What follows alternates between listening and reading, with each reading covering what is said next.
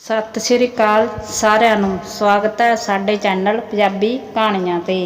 ਮੈਨੂੰ ਤਾਂ ਪਤਾ ਹੀ ਨਹੀਂ ਸੀ ਕਿ ਮੈਨੂੰ ਆਪਣੀ ਮੁਹੱਬਤ ਬਚਾਉਣ ਲਈ ਖੁਦ ਆਪਣੇ ਹੱਥ ਨਾਲ ਇੱਕ ਸੌਕਣ ਲਿਆਉਣੀ ਪਵੇਗੀ। ਲੋਕ ਆਪਣੇ ਪਤੀ ਨੂੰ 7 ਪਰਦਿਆਂ ਵਿੱਚ ਪਾ ਕੇ ਰੱਖਣਾ ਚਾਹੁੰਦੇ ਆ ਅਤੇ ਮੇਰੀ ਵੀ ਕੁਝ ਅਜਿਹੀ ਸੋਚ ਸੀ। ਪਰ ਕੀ ਕਰਦੀ, ਜ਼ਿੰਦਗੀ ਇਸ ਮੋੜ 'ਤੇ ਲੈ ਆਈ ਸੀ ਕਿ ਮੈਨੂੰ ਮੇਰੇ ਪਤੀ ਲਈ ਇੱਕ ਲੜਕੀ ਦੀ ਜ਼ਰੂਰਤ ਸੀ। ਲੋਕਾਂ ਨੂੰ ਕਹਿੰਦੀ ਤਾਂ ਉਹ ਮੇਰੇ ਮਜ਼ਾਕ ਉਡਾਉਂਦੇ। ਸਭ ਤੋਂ ਜ਼ਿਆਦਾ ਦੁੱਖ ਮੈਨੂੰ ਆਪਣੀ ਸੱਸ ਦੇ ਚਿਹਰੇ 'ਤੇ ਗੁੱਸੇ ਵਾਲੀ ਮੁਸਕਰਾਹਟ ਦੇਖ ਕੇ ਆਉਂਦਾ। ਮੇਰਾ ਪਤੀ ਕਹਿੰਦਾ ਸੀ ਕਿ ਮੈਨੂੰ ਤੇਰੇ ਸਿਵਾ ਹੋਰ ਕੋਈ ਲੜਕੀ ਆਪਣੀ ਜ਼ਿੰਦਗੀ ਵਿੱਚ ਨਹੀਂ ਚਾਹੀਦੀ। ਦੁਨੀਆ ਇੱਧਰ ਤੋਂ ਉੱਧਰ ਹੋ ਜਾਵੇ, ਬਸ ਮੈਨੂੰ ਤੇਰਾ ਸਾਥ ਹੀ ਜ਼ਿੰਦਗੀ ਵਿੱਚ ਚਾਹੀਦਾ ਹੈ। ਮੈਂ ਦੂਜੇ ਵਿਆਹ ਦਾ ਝੰਜਟ ਨਹੀਂ ਪਾਲਣਾ ਚਾਹੁੰਦਾ। ਪਰ ਮੈਨੂੰ ਪਤਾ ਸੀ ਕਿ ਇਹ ਸਭ ਬਨਾਵਟੀ ਗੱਲਾਂ ਹੈ। ਆਦਮੀ ਨੂੰ ਆਪਣੀ ਸਕੀ ਔਲਾਦ ਹਰ ਹਾਲਤ ਵਿੱਚ ਚਾਹੀਦੀ ਹੈ। ਲੇਕਿਨ ਮੈਂ ਤਾਂ ਬਾਂਝ ਸੀ। ਇਹ ਖਬਰ ਮੈਨੂੰ ਵਿਆਹ ਦੇ 2 ਸਾਲ ਬਾਅਦ ਪਤਾ ਲੱਗੀ। ਫਿਰ ਜਿਹਾ ਲੱਗਿਆ ਕਿ ਮੈਂ ਤਬਾਹ ਬਰਬਾਦ ਹੋ ਗਈ। ਮੈਂ ਹੱਸਣਾ ਭੁੱਲ ਗਈ ਸੀ। ਮੈਨੂੰ ਕੁਝ ਸਮਝ ਨਹੀਂ ਆਉਂਦਾ ਸੀ ਕੀ ਕਰਾਂ। ਮੈਂ ਆਪਣੀ ਮੰਮੀ ਨੂੰ ਫੋਨ ਕੀਤਾ। ਉਸ ਦੀ ਆਵਾਜ਼ ਸੁਣ ਕੇ ਮੈਂ ਉੱਚੀ ਉੱਚੀ ਰੋਣ ਲੱਗ ਗਈ। ਮੰਮੀ ਬੋਲੀ, ਕੀ ਗੱਲ ਹੈ ਸੀਮਾ, ਤੂੰ ਇੰਨਾ ਰੋ ਕਿਉਂ ਰਹੀ ਹੋ? ਮੈਂ ਬੋਲੀ, ਮੰਮੀ ਮੈਨੂੰ ਤੁਹਾਡਾ ਸਰਾਪ ਲੱਗ ਗਿਆ। ਮੈਨੂੰ ਬਦਨਾਮੀ ਅਤੇ ਰਸਵਾਈ ਤੋਂ ਸਿਵਾ ਕੁਝ ਨਹੀਂ ਮਿਲ ਰਿਹਾ। ਮੰਮੀ ਬੋਲੀ, ਰੱਬ ਦੀ ਕਿਰਪਾ ਹੋਵੇ, ਅਜਿਹਾ ਦਿਨ ਕਦੇ ਨਾ ਆਵੇ ਜਦੋਂ ਤੈਨੂੰ ਮਾਂ-ਬਾਪ ਦਾ ਸਰਾਪ ਲੱਗੇ। ਮੈਨੂੰ ਤੂੰ ਦੱਸ ਤਾਂ ਸਹੀ, ਹੋਇਆ ਕੀ? ਮੈਂ ਰੋ ਰੋ ਕੇ ਮੰਮੀ ਨੂੰ ਦੱਸਿਆ। ਮੰਮੀ, ਮੇਰੇ ਵਿਆਹ ਨੂੰ 2 ਸਾਲ ਹੋ ਗਏ ਪਰ ਮੇਰੇ ਕੋਈ ਬੱਚਾ ਨਹੀਂ ਹੋਇਆ। ਮੈਂ ਡਾਕਟਰ ਦੇ ਕੋਲ ਗਈ ਸੀ। ਡਾਕਟਰ ਨੇ ਮੈਨੂੰ ਸਾਫ਼-ਸਾਫ਼ ਸ਼ਬਦਾਂ ਵਿੱਚ ਕਹਿ ਦਿੱਤਾ, ਤੂੰ ਕਦੇ ਮਾਂ ਨਹੀਂ ਬਣ ਸਕਦੀ। ਹੁਣ ਮੈਂ ਕੀ ਕਰਾਂ, ਕਿੱਥੇ ਜਾਵਾਂ? ਮੈਨੂੰ ਪੱਕਾ ਯਕੀਨ ਹੈ ਮੇਰੀ ਇਹ ਗੱਲ ਸੁਣ ਕੇ ਮੇਰੀ ਸੱਸ ਮੇਰਾ ਤਲਾਕ ਕਰਵਾ ਕੇ ਹੀ ਰਹੂ। ਮੰਮੀ ਕੋਲ ਸੋਚਣ ਤੋਂ ਬਾਅਦ ਬੋਲੀ, ਮੇਰੀ ਬੱਚੀ ਤੂੰ ਫਿਕਰ ਨਾ ਕਰ, ਪ੍ਰਮਾਤਮਾ ਸਭ ਠੀਕ ਕਰੇਗਾ। ਪ੍ਰਮਾਤਮਾ ਜੇ ਇੱਕ ਦਰਵਾਜ਼ਾ ਬੰਦ ਕਰਦਾ ਹੈ ਤਾਂ ਕਈ ਦਰਵਾਜ਼ੇ ਖੋਲ੍ਹ ਦਿੰਦਾ ਹੈ। ਤੂੰ ਅਜਿਹਾ ਕਰ, ਆਪਣੇ ਪਤੀ ਦਾ ਦੂਜਾ ਵਿਆਹ ਆਪਣੇ ਹੱਥੀਂ ਕਰਵਾ ਦੇ। ਤੇਰਾ ਅਹਿਸਾਨ ਰਹੂਗਾ ਤੇ ਤੈਨੂੰ ਛੱਡਣ ਦਾ ਤਾਂ ਕਦੇ ਸੋਚੂਗਾ ਵੀ ਨਹੀਂ। ਮੰਮੀ ਦੀ ਇਹ ਗੱਲ ਸੁਣ ਕੇ ਮੈਨੂੰ ਬਹੁਤ ਦੁੱਖ ਹੋਇਆ। ਮੈਨੂੰ ਲੱਗ ਰਿਹਾ ਸੀ ਕਿ ਇਹ ਵੀ ਮੇਰੇ ਨਾਲ ਕੋਈ ਦੁਸ਼ਮਣੀ ਨਿਭਾ ਰਹੀ ਹੈ। ਫਿਰ ਮੈਂ ਮੰਮੀ ਨੂੰ ਕਿਹਾ, ਮੈਨੂੰ ਤੁਹਾਡੇ ਤੋਂ ਇਹ ਉਮੀਦ ਨਹੀਂ ਸੀ। ਇੰਨਾ ਕਹਿ ਕੇ ਮੈਂ ਫੋਨ ਬੰਦ ਕਰ ਦਿੱਤਾ।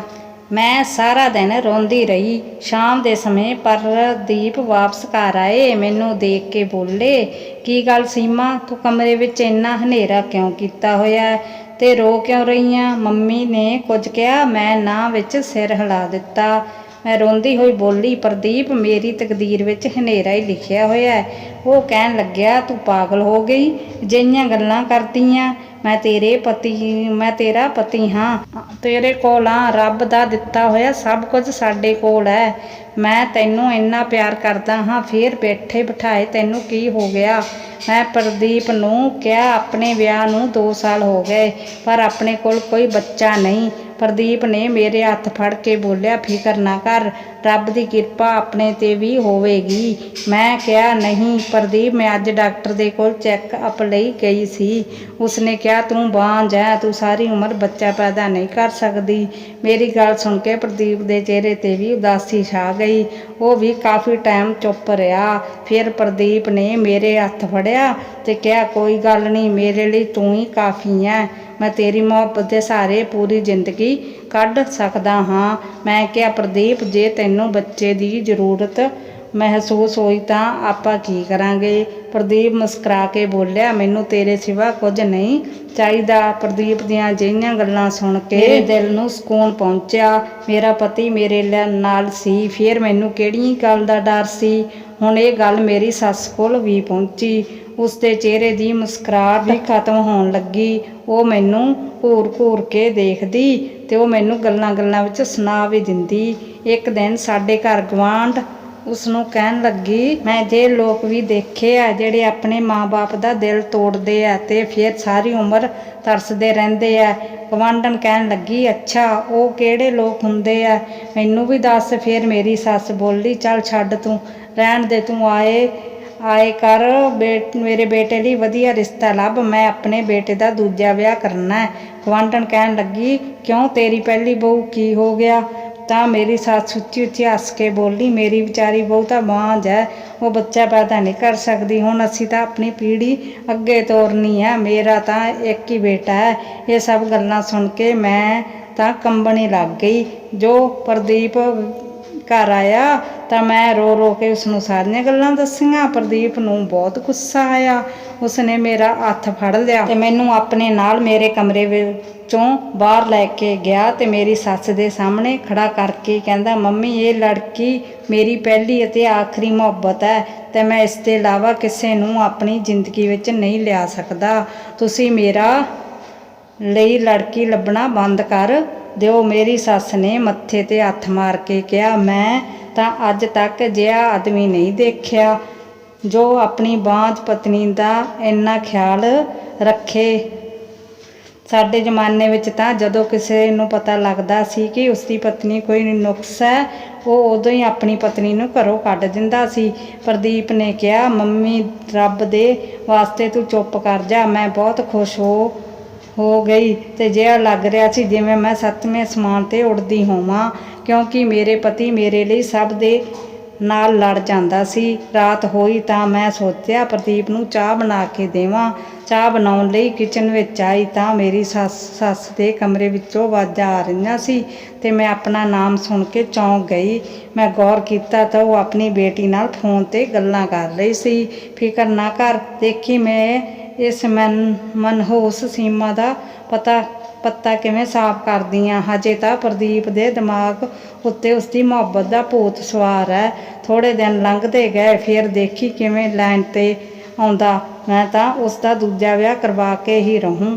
ਤੂੰ ਇੰਜ ਕਰ, ਉਸਦੇ ਲਈ ਕੋਈ ਕੁੜੀ ਲੱਭਣਾ ਸ਼ੁਰੂ ਕਰ ਦੇ, ਉਦੋਂ ਤੂੰ ਮੈਂ ਮਨਾ ਹੀ ਲਊਂ ਉਸ ਨੂੰ ਦੂਜੇ ਵਿਆਹ ਲਈ। ਇਹ ਸਭ ਗੱਲਾਂ ਸੁਣ ਕੇ ਮੇਰੇ ਅੱਖਾਂ ਵਿੱਚ ਪਾਣੀ ਆ ਗਿਆ ਤੇ ਮੈਂ ਚਾਹ ਬਣਾਉਣ ਤੋਂ ਬਿਨਾਂ ਹੀ ਆਪਣੇ ਕਮਰੇ ਵਿੱਚ ਵਾਪਸ ਮੁੜ ਆਈ। ਹਰ ਵਕਤ ਇਹੀ ਫਿਕਰ ਲੱਗਿਆ ਰਹਿੰਦਾ ਸੀ ਕਿ ਪ੍ਰਦੀਪ ਮੈਨੂੰ ਛੱਡ ਨਾ ਦੇਵੇ। ਪ੍ਰਦੀਪ ਜਦੋਂ ਵੀ ਕੰਮ ਤੋਂ ਵਾਪਸ ਆਉਂਦਾ ਤਾਂ ਮੈਂ ਬੜੇ ਗੌਰ ਨਾਲ ਉਸਦਾ ਚਿਹਰਾ ਦੇਖਦੀ।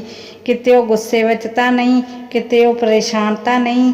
ਮੇਰੀ ਤਾਂ ਕੋਈ ਸਹੇਲੀ ਵੀ ਨਹੀਂ ਸੀ ਜਿਸ ਨਾਲ ਮੈਂ ਆਪਣਾ ਗਮ ਸਾਂਝਾ ਕਰ ਲੈਂਦੀ। ਮੈਨੂੰ ਆਪਣੀ ਮਾਂ ਦਾ ਹੀ ਖਿਆਲ ਆਉਂਦਾ, ਪਰ ਪਿਛਲੀ ਵਾਰ ਮੈਨੂੰ ਉਸਨੇ ਜੋ ਰਾਏ ਦਿੱਤੀ ਸੀ, ਇਸ ਕਰਕੇ ਮੈਂ ਉਸਦੇ ਨਾਲ ਗੱਲ ਕਰਨੀ ਵੀ ਬੰਦ ਕਰ ਦਿੱਤੀ ਸੀ। ਅੱਜ ਮੇਰਾ ਦਿਲ ਬਹੁਤ ਉਦਾਸ ਸੀ। ਮੈਂ ਆਪਣੀ ਮੰਮੀ ਨੂੰ ਫੋਨ ਲਾਇਆ। ਮੰਮੀ ਮੈਨੂੰ ਹੈਲੋ ਕਹਿ ਕੇ ਉੱਚੀ ਉੱਚੀ ਰੋਣ ਲੱਗ ਪਈ। ਕੀ ਗੱਲ ਹੋ ਗਈ ਸੀ ਸੀਮਾ, ਤੂੰ ਮੈਨੂੰ ਫੋਨ ਨਹੀਂ ਕੀਤਾ? ਮੈਂ ਹਰ ਰੋਜ਼ ਤੇਰੇ ਫੋਨ ਦਾ ਇੰਤਜ਼ਾਰ ਕਰਦੀ ਹਾਂ। ਤੈਨੂੰ ਤਾਂ ਪਤਾ ਮੈਨੂੰ ਮੋਬਾਈਲ ਚਲਾਉਣਾ ਨਹੀਂ ਆਉਂਦਾ। ਮੈਨੂੰ ਤਾਂ ਇਸ ਗੱਲ ਦੀ ਖਬਰ ਹੀ ਨਹੀਂ ਸੀ ਕਿ ਮੇਰੀ ਮਾਂ ਮੇਰੇ ਬਗੈਰ ਕਿੰਨਾ ਤੜਫ ਰਹੀ ਹੈ। ਮੈਂ ਕਿਹਾ, ਮੰਮੀ ਮੇਰੀ ਜ਼ਿੰਦਗੀ ਪਹਿਲਾਂ ਬਹੁਤ ਖੁਸ਼ ਸੀ ਤੇ ਪਰ ਜਦੋਂ ਦਾ ਮੈਨੂੰ ਪਤਾ ਲੱਗਿਆ ਕਿ ਮੈਂ ਮਾਂ ਨਹੀਂ ਬਣ ਸਕਦੀ, ਉਦੋਂ ਦੀ ਮੇਰੇ ਸਿਰ ਉੱਤੇ ਹਰ ਵਕਤ ਤਲਵਾਰ ਲਟਕਦੀ ਰਹਿੰਦੀ ਹੈ। ਤੇ ਮੇਰੀ ਸੱਸ ਨੇ ਤਾਂ ਮੈਨੂੰ ਪਹਿਲਾਂ ਹੀ ਨਹੀਂ ਅਪਣਾਇਆ ਸੀ, ਹੁਣ ਤਾਂ ਉਸਨੂੰ ਮੌਕਾ ਮਿਲ ਗਿਆ। ਹੁਣ ਤਾਂ ਉਹ ਕਿਸੇ ਦੇ ਨਾਲ ਵੀ ਮੇਰੇ ਪਤੀ ਦੇ ਰਿਸ਼ਤੇ ਬਾਰੇ ਗੱਲ ਕਰਨ ਲੱਗੀ ਜਾਂਦੀ ਹੈ। ਪਰ ਮੇਰੀ ਪ੍ਰਦੀਪ ਬਹੁਤ ਵਧੀਆ ਇਨਸਾਨ ਹੈ। ਉਹਨਾਂ ਨੇ ਮੇਰਾ ਬਹੁਤ ਸਾਥ ਦਿੱਤਾ। ਉਹ ਮੇਰੀ ਖਾਤਰ ਆਪਣੀ ਮੰਮੀ ਨਾਲ ਵੀ ਲੜ ਪੈਂਦਾ ਹੈ, ਪਰ ਉਹ ਮਰਦ ਹੀ ਕਦੋਂ ਤੱਕ ਮੈਨੂੰ ਆਪਣੇ ਦਿਲ ਦੀ ਰਾਣੀ ਬਣਾ ਕੇ ਰੱਖੂਗਾ। ਮੰਮੀ ਕਹਿਣ ਲੱਗੀ, ਬੇਟੀ ਮੈਂ ਤੇਰੇ ਦਰਦ ਸਮਝਦੀ ਹਾਂ, ਤਾਂ ਹੀ ਮੈਂ ਉਸ ਦਿਨ ਤੋਂ ਤੈਨੂੰ ਇਹ ਰਾਏ ਦਿੱਤੀ ਹੈ ਕਿ ਤੂੰ ਪ੍ਰਦੀਪ ਦਾ ਦੂਜਾ ਵਿਆਹ ਕਰਵਾ ਦੇ।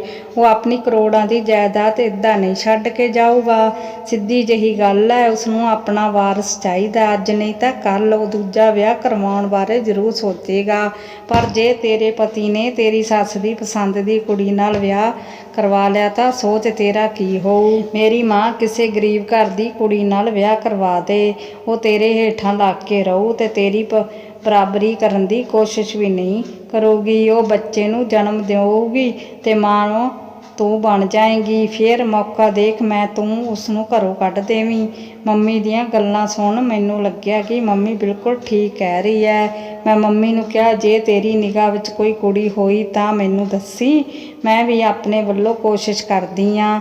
ਮੇਰੀ ਮੰਮੀ ਨੇ ਕਿਹਾ ਕਿ ਤੂੰ ਇਹੋ ਜਿਹੀ ਗਰੀਬ ਘਰ ਦੀ ਕੋਈ ਲਾਚਾਰ ਕੁੜੀ ਲੱਭੀ ਜਿਹੜੀ ਬਿਲਕੁਲ ਸਿੱਧੀ ਸਾਦੀ ਹੋਵੇ, ਕੋਈ ਤੇਜ਼ ਤਰਾਰ ਨਾ ਲੈ ਆਈ, ਨਹੀਂ ਫਿਰ ਸਾਰੀ ਜ਼ਿੰਦਗੀ ਹੱਥ ਮਲਦੀ ਰਹੇਂਗੀ। ਮੈਂ ਕਿਹਾ, ਮੰਮੀ ਫਿਕਰ ਨਾ ਕਰ, ਮੈਂ ਘਰ ਵਾਲਿਆਂ ਤੋਂ ਚੋਰੀ ਪ੍ਰਦੀਪ ਲਈ ਕੁੜੀ ਲੱਭਣ ਲੱਗੀ।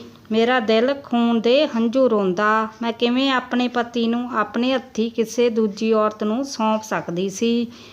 ਫਿਰ ਉਹ ਪਤੀ ਜਿਸ ਦੀ ਖਾਤਰ ਮੈਂ ਸਾਰੀਆਂ ਹੱਦਾਂ ਪਾਰ ਕਰ ਦਿੱਤੀਆਂ ਸੀ। ਮੈਂ ਪਿੰਡ ਦੇ ਸਰਪੰਚ ਦੀ ਇਕਲੌਤੀ ਬੇਟੀ ਸੀ। ਮੇਰਾ ਭਰਾ ਤੇ ਮੇਰੇ ਪਿਤਾ ਜੀ ਮੇਰੇ ਤੋਂ ਜਾਨ ਛਿੜਕਦੇ ਸੀ, ਪਰ ਮੈਨੂੰ ਇੱਕ ਗੱਲ ਖਲਦੀ ਸੀ ਕਿ ਮੇਰੇ ਪਿਤਾ ਜੀ ਨੇ ਮੇਰਾ ਰਿਸ਼ਤਾ ਆਪਣੇ ਬਚਪਨ ਦੇ ਦੋਸਤ ਦੇ ਬੇਟੇ ਨਾਲ ਤੈਅ ਕਰ ਦਿੱਤਾ। ਉਹ ਬਿਲਕੁਲ ਅਨਪੜ੍ਹ ਸੀ ਤੇ ਮੈਂ 12ਵੀਂ ਪਾਸ ਕੀਤੀ ਸੀ। ਉਹ ਬਹੁਤ ਅਜੀਬ ਤਰ੍ਹਾਂ ਦਾ ਇਨਸਾਨ ਸੀ, ਇੱਕ ਘਮੰਡੀ ਤੇ ਨਸ਼ੇ ਵਗੈਰਾ ਕਰਦਾ ਸੀ। ਮੈਂ ਉਸਨੂੰ ਬਿਲਕੁਲ ਵੀ ਪਸੰਦ ਨਹੀਂ ਕਰਦੀ ਸੀ। ਮੈਂ ਪਾਪਾ ਨੂੰ ਕਿਹਾ, ਪਾਪਾ ਮੈਂ ਇਸ ਨਾਲ ਵਿਆਹ ਨਹੀਂ ਕਰਵਾ ਸਕਦੀ, ਇਸ ਦੇ ਵਿੱਚ 100 ਐਬ ਹੈ। ਪਾਪਾ ਨੇ ਮੇਰੇ ਸਿਰ ਉੱਤੇ ਹੱਥ ਰੱਖ ਕੇ ਕਿਹਾ, ਬੇਟੀ ਸਮੇਂ ਦੇ ਨਾਲ ਸਭ ਕੁਝ ਠੀਕ ਹੋ ਜਾਂਦਾ ਹੈ। ਔਰਤ ਨੇ ਜੇ ਵਧੀਆ ਤੇ ਵਫਾਦਾਰ ਹੋਵੇ ਤਾਂ ਬੁਰੇ ਤੋਂ ਬੁਰਾ ਆਦਮੀ ਵੀ ਠੀਕ ਕਰ ਲੈਂਦੀ ਹੈ। ਮੈਂ ਪਾਪਾ ਨੂੰ ਕਿਹਾ, ਔਰਤ ਕੋਈ ਮਰਦਾਂ ਨੂੰ ਠੀਕ ਕਰਨ ਵਾਲੀ ਮਸ਼ੀਨ ਨਹੀਂ, ਜਿਹੜਾ ਬੁਰਾ ਉਹੀ ਸਾਰੀ ਜ਼ਿੰਦਗੀ ਬੁਰਾ ਨਹੀਂ ਰਹਿੰਦਾ। ਕੋਈ ਵੀ ਔਰਤ ਮਰਦ ਨੂੰ ਠੀਕ ਨਹੀਂ ਕਰ ਸਕਦੀ। ਪਾਪਾ ਮੇਰੀ ਗੱਲ ਸੁਣੇ ਬਿਨਾਂ ਹੀ ਕਮਰੇ ਵਿੱਚੋਂ ਬਾਹਰ ਨਿਕਲ ਗਏ ਤੇ ਪ੍ਰਦੀਪ ਮੇਰੇ ਨਾਲ ਪੜ੍ਹਦਾ ਹੁੰਦਾ ਸੀ। ਮੇਰਾ ਬਹੁਤ ਵਧੀਆ ਦੋਸਤ ਸੀ। ਮੈਂ ਆਪਣੀ ਹਰ ਗੱਲ ਉਸ ਨਾਲ ਸ਼ੇਅਰ ਕਰਦੀ, ਇਹ ਸਭ ਵੀ ਮੈਂ ਉਸਨੂੰ ਦੱਸ ਦਿੰਦੀ। ਮੈਂ ਬੁਰੀ ਤਰ੍ਹਾਂ ਰੋਣ ਲੱਗੀ ਤੇ ਉਸ ਕੋਲ ਪ੍ਰਦੀਪ ਨੇ ਮੈਨੂੰ ਕਿਹਾ, ਤੂੰ ਫਿਕਰ ਨਾ ਕਰ ਸੀਮਾ, ਮੈਂ ਤੈਨੂੰ ਬਰਬਾਦ ਨਹੀਂ ਹੋਣ ਦਿੰਦਾ, ਮੈਂ ਤੈਨੂੰ ਲੈਣ ਆ ਰਿਹਾ ਹਾਂ। ਮੈਨੂੰ ਪਤਾ ਸੀ ਮੇਰੇ ਇਸ ਫੈਸਲੇ ਨਾਲ ਮੇਰੇ ਪਾਪਾ ਦੀ ਬਹੁਤ ਬਦਨਾਮੀ ਹੋਵੇਗੀ ਤੇ ਮੈਂ ਮਜਬੂਰ ਸੀ। ਪ੍ਰਦੀਪ ਮੈਨੂੰ ਲੈ ਕੇ ਸ਼ਹਿਰ ਆ ਗਿਆ। ਕੁਝ ਟਾਈਮ ਬਾਅਦ ਸਾਡੇ ਦੋਵਾਂ ਵਿੱਚ ਪਿਆਰ ਹੋ ਗਿਆ ਤੇ ਮੈਂ ਉਸ ਨਾਲ ਵਿਆਹ ਕਰਵਾ ਲਿਆ। ਉਹ ਮੈਨੂੰ ਆਪਣੇ ਘਰ ਲੈ ਗਿਆ, ਪਰ ਜਦੋਂ ਉਸ ਦੀ ਮੰਮੀ ਨੂੰ ਇਸ ਗੱਲ ਦਾ ਪਤਾ ਲੱਗਿਆ ਤਾਂ ਉਹ ਬਹੁਤ ਗੁੱਸੇ ਹੋਈ, ਕਿਉਂਕਿ ਪ੍ਰਦੀਪ ਇੱਕ ਕਰੋੜਪਤੀ ਬਾਪ ਦਾ ਇਕਲੌਤਾ ਬੇਟਾ ਸੀ ਤੇ ਮੇਰੀ ਸੱਸ ਘਰੋਂ ਤੋਂ ਭੱਜੀ ਹੋਈ ਲੜਕੀ ਨੂੰ ਆਪਣੀ ਬਹੂ ਬਣਾਉਣ ਲਈ ਤਿਆਰ ਨਹੀਂ ਸੀ। ਉਹ ਆਪਣੀ ਪਸੰਦ ਦੀ ਬਹੂ ਲਿਆਉਣਾ ਚਾਹੁੰਦੀ ਸੀ, ਪਰ ਪ੍ਰਦੀਪ ਨੇ ਸਾਬਤ ਕਰ ਦਿੱਤਾ ਸੀ ਕਿ ਉਹ ਇੱਕ ਬਹੁਤ ਵਧੀਆ ਇਨਸਾਨ ਹੈ। ਉਹ ਮੇਰੇ ਬਹੁਤ ਖਿਆਲ ਰੱਖਦਾ ਤੇ ਜ਼ਿੰਦਗੀ ਦੇ ਹਰ ਮੋੜ ਉੱਤੇ ਮੇਰਾ ਸਾਥ ਦਿੰਦਾ। ਮੇਰੇ ਘਰ ਤੋਂ ਭੱਜਣ ਤੋਂ ਬਾਅਦ ਮੇਰੀ ਕਿਸੇ ਨਾਲ ਗੱਲ ਨਹੀਂ ਹੋਈ ਸੀ। ਰੱਬ ਦੀ ਕਿਰਪਾ ਨਾਲ ਉਹ ਮੇਰੇ ਭਰਾ ਤੇ ਬਾਪੂ ਨੇ ਮੈਨੂੰ ਲੱਭਣ ਦੀ ਵੀ ਕੋਸ਼ਿਸ਼ ਨਹੀਂ ਕੀਤੀ ਸੀ। ਖੈਰ ਜ਼ਿੰਦਗੀ ਤਾਂ ਹੁਣ ਬੇਹਾਲ ਹੋਈ ਪਈ ਸੀ। ਜਦੋਂ ਦਾ ਪਤਾ ਲੱਗਿਆ ਕਿ ਮੈਂ ਮਾਂ ਨਹੀਂ ਬਣ ਸਕਦੀ, ਹੁਣ ਮੈਨੂੰ ਇਹ ਖਿਆਲ ਆਉਂਦਾ ਕਿ ਮੈਨੂੰ ਬਾਪ ਦੀ ਹੀ ਹਾਏ ਲੱਗੀ ਹੈ। 2 ਸਾਲ ਬਾਅਦ ਮੈਂ ਆਪਣੀ ਮਾਂ ਨਾਲ ਗੱਲ ਕੀਤੀ। ਮੰਮੀ ਨਾਲ ਗੱਲ ਕਰਕੇ ਮੇਰਾ ਦਿਲ ਹਲਕਾ ਹੋ ਗਿਆ। ਖੈਰ ਮੈਂ ਆਪਣੇ ਪਤੀ ਲਈ ਲੜਕੀ ਲੱਭਣਾ ਸ਼ੁਰੂ ਕਰ ਦਿੱਤੀ। ਹਾਲਤ ਮੇਰੀ ਇਹੋ ਜਿਹੀ ਵੀ ਸੀ, ਪਰ ਮੈਂ ਸੱਸ ਦੇ ਸਾਹਮਣੇ ਹਾਰ ਨਹੀਂ ਮੰਨ ਸਕਦੀ ਸੀ। ਮੈਂ ਆਪਣੀ ਜ਼ਿੰਦਗੀ ਇਸੇ ਤਰ੍ਹਾਂ ਤਬਾਹ ਨਹੀਂ ਹੋਣ ਦੇਣਾ ਚਾਹੁੰਦੀ ਸੀ। ਮੈਂ ਗਲੀ ਦੀ ਇੱਕ ਔਰਤ ਨੂੰ ਕੁਝ ਪੈਸੇ ਦੇ ਕੇ ਆਪਣੇ ਨਾਲ ਮਿਲਾ ਲਿਆ। ਉਸਨੂੰ ਕਿਹਾ, ਮੈਨੂੰ ਕਿਸੇ ਗਰੀਬ ਘਰ ਦੀ ਕੁੜੀ ਦਾ ਰਿਸ਼ਤਾ ਲੱਭ ਕੇ ਦੇ ਤੇ ਇਸ ਗੱਲ ਦੀ ਭਿਣਕ ਕਿਸੇ ਨੂੰ ਨਹੀਂ ਲੱਗਣੀ ਚਾਹੀਦੀ। ਥੋੜ੍ਹੇ ਦਿਨਾਂ ਬਾਅਦ ਉਸਨੇ ਮੈਨੂੰ ਆਪਣੇ ਘਰ ਬੁਲਾਇਆ ਤੇ ਇੱਕ ਕੁੜੀ ਦੀ ਫੋਟੋ ਮੇਰੇ ਸਾਹਮਣੇ ਰੱਖ ਦਿੱਤੀ। ਉਹਦਾ ਹੁਸਨ ਦੇਖ ਕੇ ਮੈਂ ਵੀ ਦੰਗ ਰਹਿ ਗਈ ਕਿ ਉਹ ਆਂਟੀ ਕਹਿਣ ਲੱਗੀ, ਇਹ ਕੁੜੀ ਬੇਸਹਾਰਾ ਹੈ, ਮਾਂ-ਬਾਪ ਮਰ ਚੁੱਕੇ ਆ, ਚਾਚੇ ਕੋਲ ਰਹਿੰਦੀ ਹੈ ਤੇ ਉਸਦੀ ਚਾਚੀ ਉਸਨੂੰ ਮਗਰੋਂ ਲਾਉਣਾ ਚਾਹੁੰਦੀ ਹੈ। ਤੇ ਮੈਂ ਕਿਹਾ, ਮੈਂ ਇਸ ਲੜਕੀ ਨਾਲ ਆਪਣੇ ਪਤੀ ਦਾ ਵਿਆਹ ਨਹੀਂ ਕਰ ਸਕਦੀ। ਇਸ ਦਾ ਹੁਸਨ ਤਾਂ ਦੇਖ ਕੇ ਮੇਰਾ ਪਤੀ ਇਸ ਦੇ ਇਸ਼ਕ ਵਿੱਚ ਪਾਗਲ ਹੋ ਜਾਊ। ਤੁਸੀਂ ਕੋਈ ਹੋਰ ਕੁੜੀ ਲੱਭੋ। ਆਂਟੀ ਕਹਿਣ ਲੱਗੀ, ਇਹ ਰਿਸ਼ਤਾ ਬਹੁਤ ਵਧੀਆ ਹੈ ਤੇ ਇਸ ਨੂੰ ਆਪਣੇ ਹੱਥੋਂ ਨਾ ਜਾਣ ਦੇ, ਸਿੱਧੀ ਸਾਦੀ ਗਊ ਵਰਗੀ ਕੁੜੀ ਹੈ। ਤੇ ਮੇਰੇ ਜੀ ਤਾਂ ਨਹੀਂ ਮੰਨ ਲਿਆ ਸੀ, ਪਰ ਮੈਂ ਇਹ ਰਿਸ਼ਤਾ ਸਵੀਕਾਰ ਕਰ ਲਿਆ। ਮੈਂ ਤਸਵੀਰ ਲੈ ਕੇ ਘਰੇ ਪਹੁੰਚੀ ਤਾਂ ਅਜੀਬ ਜਿਹਾ ਦੇਖਿਆ। ਮੇਰੇ ਪਤੀ ਸੋਫੇ ਉੱਤੇ ਬੈਠਾ ਸੀ, ਜਦ ਕਿ ਮੇਰੀ ਸੱਸ ਨਨਾਣ ਸਾਹਮਣੇ ਬੈਠੀ ਸੀ। ਮੇਰੀ ਨਣਦ ਬੋਲੀ, ਵੀਰ ਤੂੰ ਬਾਂਝ ਨਾਲ ਜ਼ਿੰਦਗੀ ਕਿਵੇਂ ਗੁਜ਼ਾਰਨਾ ਚਾਹੁੰਦਾ ਹੈ? ਮੇਰੀ ਮਨ ਦੂਜਾ ਵਿਆਹ ਕਰ ਲਾ।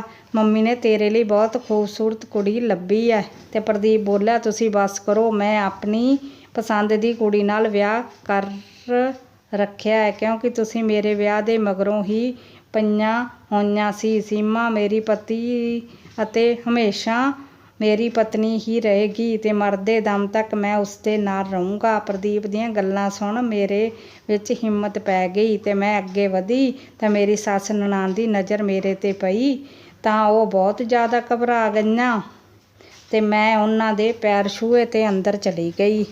ਥੋੜ੍ਹੇ ਟਾਈਮ ਬਾਅਦ ਪ੍ਰਦੀਪ ਵੀ ਮੇਰੇ ਪਿੱਛੇ ਆ ਗਿਆ। ਕਹਿਣ ਲੱਗਿਆ, ਸੀਮਾ ਤੂੰ ਮੰਮੀ ਤੇ ਦੀਦੀ ਦੀਆਂ ਗੱਲਾਂ ਨੂੰ ਆਪਣੇ ਮਨ 'ਤੇ ਨਾ ਲਾਈ ਤੇ ਉਹ ਤਾਂ ਕੁਝ ਵੀ ਕਹਿੰਦੀਆਂ ਰਹਿੰਦੀਆਂ। ਮੈਂ ਕਿਹਾ, ਪ੍ਰਦੀਪ ਤੁਸੀਂ ਦੂਜਾ ਵਿਆਹ ਕਰਵਾ ਲਓ। ਪ੍ਰਦੀਪ ਮੈਨੂੰ ਦੇਖ ਕੇ ਹੱਕਾ ਬੱਕਾ ਰਹਿ ਗਿਆ ਤੇ ਕਹਿਣ ਲੱਗਿਆ, ਤੇ ਤੂੰ ਇਹ ਕੀ ਕਹਿ ਰਹੀ ਆਂ? ਮੈਂ ਅਜਿਹਾ ਬਿਲਕੁਲ ਨਹੀਂ ਕਰ ਸਕਦਾ। ਮੈਂ ਕਿਹਾ, ਪ੍ਰਦੀਪ ਮੈਂ ਤੈਨੂੰ ਦੂਜਾ ਵਿਆਹ ਕਰਨ ਦੀ ਪਰਮਿਸ਼ਨ ਦਿੰਦੀ ਹਾਂ ਪਰ ਤੁਸੀਂ ਮੇਰੀ ਪਸੰਦ ਦੀ ਕੁੜੀ ਨਾਲ ਵਿਆਹ ਕਰ ਸਕਦੇ ਹੋ। ਪ੍ਰਦੀਪ ਕਹਿਣ ਲੱਗਿਆ, ਮੈਂ ਤੇਰੇ ਤੋਂ ਇਲਾਵਾ ਕਿਸੇ ਹੋਰ ਨੂੰ ਸਵੀਕਾਰ ਨਹੀਂ ਕਰ ਸਕਦਾ, ਫਿਰ ਚਾਹੇ ਉਹ ਤੇਰੀ ਪਸੰਦ ਦੀ ਹੋਵੇ ਜਾਂ ਮੰਮੀ ਦੀ, ਮੈਨੂੰ ਕੋਈ ਫਰਕ ਨਹੀਂ ਪੈਂਦਾ। ਮੈਂ ਕਿਹਾ, ਪ੍ਰਦੀਪ ਮੈਨੂੰ ਵੀ ਔਲਾਦ ਦੀ ਖੁਆਇਸ਼ ਹੈ। ਤੁਹਾਡਾ ਵਿਆਹ ਹੋ ਜਾਵੇਗਾ ਤਾਂ ਆਪਣੇ ਘਰ ਵੀ ਬੱਚਾ ਆ ਜਾਊਗਾ। ਤੇ ਪ੍ਰਦੀਪ ਨੇ ਮਨਾ ਕਰ ਦਿੱਤਾ ਤੇ ਕਮਰੇ 'ਚੋਂ ਬਾਹਰ ਚਲਾ ਗਿਆ। ਮੈਂ ਬੈਠੀ ਰਹਿ ਗਈ। ਸੱਚ ਤਾਂ ਇਹ ਸੀ ਕਿ ਮੈਨੂੰ ਵੀ ਔਲਾਦ ਦੀ ਕੋਈ ਖੁਆਇਸ਼ ਨਹੀਂ ਸੀ। ਮੈਂ ਤਾਂ ਇਹ ਬਸ ਪ੍ਰਦੀਪ ਨੂੰ ਖੋਹਣ ਦੇ ਡਰੋਂ ਕਰ ਰਹੀ ਸੀ। ਪਰ ਫਿਰ ਕੁਝ ਦਿਨਾਂ ਤੇ ਮੇਰੇ ਪ੍ਰਦੀਪ ਵਿੱਚ ਨਾਰਾਜ਼ਗੀ ਰਹੀ, ਪਰ ਰੋ ਰੋ ਕੇ ਉਸਨੂੰ ਦੂਜਾ ਵਿਆਹ ਕਰਨ ਲਈ ਤਿਆਰ ਕਰ ਲਿਆ। ਮੈਂ ਖੁਸ਼ ਨਹੀਂ ਸੀ, ਪਰ ਮੇਰੇ ਹੱਥ ਵਿੱਚ ਹੋਰ ਕੁਝ ਨਹੀਂ ਸੀ, ਕਿਉਂਕਿ ਮਜਬੂਰੀ ਹੈ ਕਿ ਜਿਹੀ ਚੀਜ਼ ਜੋ ਇਨਸਾਨ ਨੂੰ ਅੰਦਰ ਤੋਂ ਨਿਚੋੜ ਕੇ ਰੱਖ ਦਿੰਦੀ ਹੈ। ਜਦੋਂ ਉਹ ਆਂਟੀ ਸਾਡੇ ਘਰ ਆਈ ਤਾਂ ਮੇਰੀ ਸੱਸ ਨੇ ਖੂਬ ਹੰਗਾਮਾ ਮਚਾਇਆ। ਉਹ ਪ੍ਰਦੀਪ ਨਾਲ ਲੜਨ ਲੱਗੀ, ਕਹਿੰਦੀ ਕਮ ਸੇ ਕਮ ਜੇ ਦੂਜਾ ਵਿਆਹ ਕਰਨਾ ਸੀ ਤਾਂ ਉਹ ਮੇਰੀ ਮਰਜ਼ੀ ਨਾਲ ਕਰ ਲੈਂਦਾ। ਸੱਸ ਨੂੰ ਰੌਲਾ ਪਾਉਂਦੀ ਦੇਖ ਮੈਨੂੰ ਥੋੜ੍ਹਾ ਸਕੂਨ ਮਿਲ ਰਿਹਾ ਸੀ ਤੇ ਮੈਂ ਆਪਣੇ ਪਤੀ ਦਾ ਵਿਆਹ ਉਸ ਨਾਲ ਕਰ ਦਿੱਤਾ, ਪਰ ਮੇਰੀਆਂ ਅੱਖਾਂ ਵਿੱਚ ਪਾਣੀ ਸੀ। ਦੂਜੇ ਦਿਨ ਤੋਂ ਮੈਂ ਜਲਦੀ ਉੱਠ ਖੜ੍ਹੀ, ਕਿਉਂਕਿ ਮੈਂ ਪ੍ਰਦੀਪ ਨੂੰ ਮਿਲਣਾ ਸੀ, ਪਰ ਉਹ ਤਾਂ ਸਵੇਰ ਦੇ 11 ਵਜੇ ਤੱਕ ਆਪਣੇ ਕਮਰੇ ਵਿੱਚੋਂ ਹੀ ਨਾ ਨਿਕਲਿਆ। ਮੈਂ ਆਪਣੀ ਸੌਕਣ ਸ਼ੀਲਾ ਨੂੰ ਪੁੱਛਿਆ ਤਾਂ ਕਹਿਣ ਲੱਗੀ, ਪ੍ਰਦੀਪ ਤਾਂ ਸੌ ਰਹੇ ਆ। ਮੈਂ ਉਸਨੂੰ ਘੂਰ ਕੇ ਕਿਹਾ ਕਿ ਤੂੰ ਉਸਨੂੰ ਜਗਾਇਆ ਕਿਉਂ ਨਹੀਂ ਤੇ ਸ਼ੀਲਾ ਰੋਣ ਲੱਗੀ ਤੇ ਬੋਲੀ, ਪ੍ਰਦੀਪ ਨੇ ਮੈਨੂੰ ਕਿਹਾ ਕਿ ਮੈਂ ਇਹ ਵਿਆਹ ਸਿਰਫ ਤੁਹਾਡੀ ਰਜ਼ਾਮੰਦੀ ਦੀ ਵਜ੍ਹਾ ਨਾਲ ਕੀਤਾ ਹੈ ਤੇ ਹੁਣ ਮੈਂ ਕਿਸੇ ਤਰ੍ਹਾਂ ਉਸ ਉੱਤੇ ਆਪਣਾ ਹੱਕ ਜਤਾਉਣਾ ਨਹੀਂ ਤਾਂ ਉਹ ਮੈਨੂੰ ਤਲਾਕ ਦੇ ਦੇਵੇਗਾ, ਆਪਣੇ ਘਰੋਂ ਕੱਢ ਦੇਵੇਗਾ। ਮੇਰੇ ਵਿੱਚ ਹਿੰਮਤ ਨਹੀਂ ਹੋਈ ਕਿ ਉਸਨੂੰ ਜਗਾਉਣ ਦੀ। ਜੇ ਮੈਨੂੰ ਉਹਨਾਂ ਨੇ ਘਰੋਂ ਕੱਢ ਦਿੱਤਾ ਤਾਂ ਮੈਂ ਕਿੱਥੇ ਜਾਊਂਗੀ? ਚਾਚੇ ਦੇ ਘਰ ਜਾਣ ਦਾ ਸੋਚ ਵੀ ਨਹੀਂ ਸਕਦੀ। ਤੇ ਮੈਂ ਦਿਲ ਹੀ ਦਿਲ ਵਿੱਚ ਉਹ ਰਾਧਾ ਆਂਟੀ ਨੂੰ ਦਵਾ ਦੇ ਦਿੱਤੀ। ਉਸਨੇ ਸੱਚਮੁੱਚ ਇੱਕ ਮਜਬੂਰ ਲੜਕੀ ਨੂੰ ਲੱਭ ਕੇ ਦਿੱਤਾ ਸੀ ਤੇ ਮੈਂ ਸੋਚਿਆ ਪ੍ਰਦੀਪ ਨਾਰਾਜ਼ ਹੋਵੇਗਾ। ਜਦੋਂ ਉਹ ਠੀਕ ਹੋਇਆ ਤਾਂ ਕਮਰੇ 'ਚੋਂ ਬਾਹਰ ਨਿਕਲ ਆਊਗਾ, ਪਰ ਇਹ ਮੇਰਾ ਬੇਕਾਰ ਦਾ ਖਿਆਲ ਸੀ। ਪ੍ਰਦੀਪ ਦੇ ਵਿਆਹ ਨੂੰ 5 ਦਿਨ ਹੋ ਚੁੱਕੇ ਸੀ ਤੇ ਉਹ ਅਜੇ ਤੱਕ ਆਪਣੇ ਕਮਰੇ ਵਿੱਚੋਂ ਬਾਹਰ ਨਹੀਂ ਨਿਕਲਿਆ। ਮੈਨੂੰ ਹੁਣ ਅਜੀਬ ਜਿਹੇ ਖਿਆਲ ਸਤਾਉਣ ਲੱਗੇ। ਮੈਂ ਪ੍ਰਦੀਪ ਦੇ ਕਮਰੇ ਵਿੱਚ ਚਲੀ ਗਈ। ਪ੍ਰਦੀਪ ਨੇ ਆਪਣੇ ਮੋਬਾਈਲ ਉੱਤੇ ਬਿਜੀ ਸੀ। ਕਦਮਾਂ ਦੀ ਆਹਟ ਸੁਣ ਕੇ ਪ੍ਰਦੀਪ ਬੋਲਿਆ, ਆ ਗਈ ਮੇਰੀ ਸ਼ੀਲਾ। ਇਹ ਸ਼ਬਦ ਹਥੌੜਿਆਂ ਦੀ ਤਰ੍ਹਾਂ ਮੇਰੇ ਕੰਨ ਵਿੱਚ ਵੱਜੇ ਤੇ ਮੈਂ ਵਾਪਸ ਮੁੜ ਆਈ। ਮੇਰੇ ਅੱਖਾਂ ਵਿੱਚ ਪਾਣੀ ਵਗਣ ਲੱਗਿਆ ਤੇ ਮੇਰੇ ਦਿਲ ਜ਼ੋਰ-ਜ਼ੋਰ ਨਾਲ ਧੜਕ ਰਿਹਾ ਸੀ। ਮੈਂ ਆਪਣੀ ਸੱਸ ਦੇ ਕਮਰੇ ਵੱਲ ਜਾਣ ਲੱਗੀ ਤਾਂ ਮੇਰੀ ਨਣਦ ਵੀ ਆਈ ਹੋਈ ਸੀ।